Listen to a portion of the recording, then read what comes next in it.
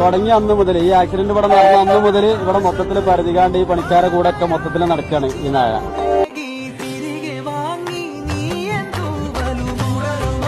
കൊടുത്തിട്ട് കഴിക്കണമില്ല എന്നല്ല 3 നായകളാണ്. ഒന്നിൻ്റെ കാലൊടിഞ്ഞു. ആ കാലൊടിഞ്ഞത് തീരെ ഒന്നും കഴിക്കണില്ല. ഞങ്ങൾ പലപ്പോഴും ഭക്ഷണം വാങ്ങി കൊടുത്തു നോക്കി